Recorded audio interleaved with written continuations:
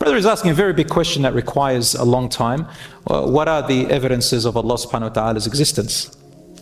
I can give you a long answer or a short one. But you know what? On YouTube there are so many amazing, reputable, intelligent, intellectual speakers, both men and women, who speak about the existence of God from all sorts of angles. And I really encourage you to go and listen to them and learn a lot from them, because there are always counter arguments from people like atheists and so on.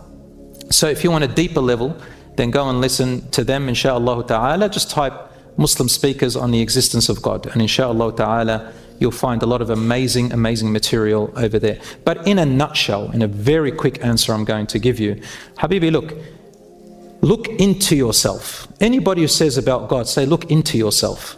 You are born with a natural intuition that we already feel from birth. Nobody needs to convince us that we feel that there is a higher being that is above us, who's controlling everything, and who is the creator.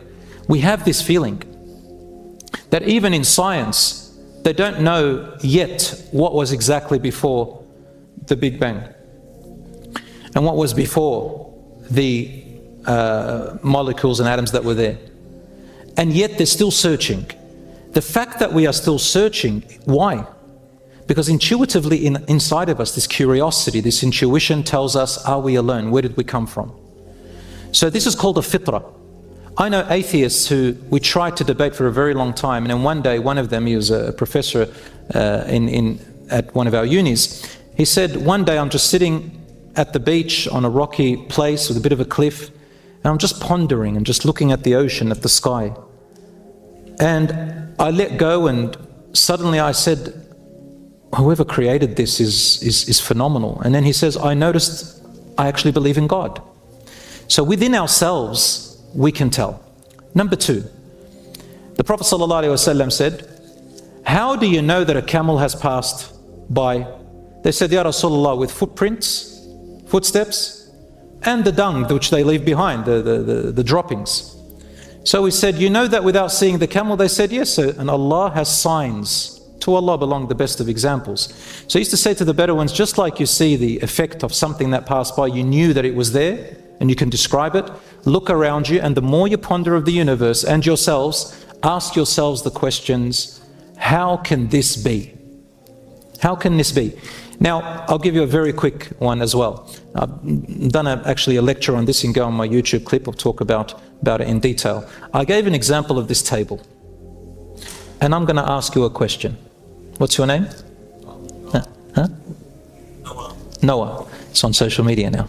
Noah. Noah. If I asked you with your intelligence, who made this table? A human or an animal? What would you say? A human. Why did you say human? You know that the human has the intelligence to make it.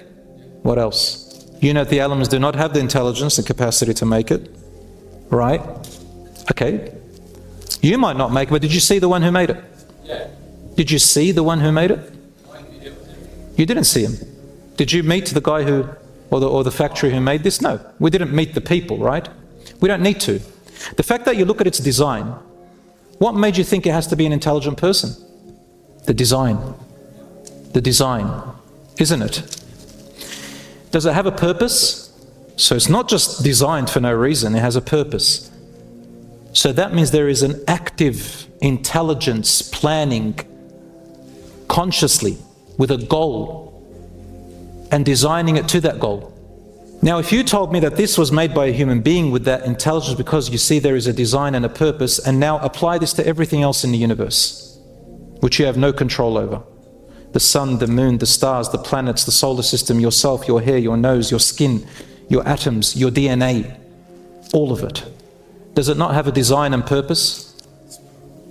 Every single creation in the universe has a design and purpose. And astronomers tell you that the universe is designed so intricately, it's so much in place, so perfectly, that if anything moves a little bit out of place, the universe will cease to exist. If the earth moved a few centimeters away, it'll freeze. Or if it gets too close, a few centimeters or meters, we will scorch burning. Anyway, That's just something for you to think about, inshaAllah ta'ala.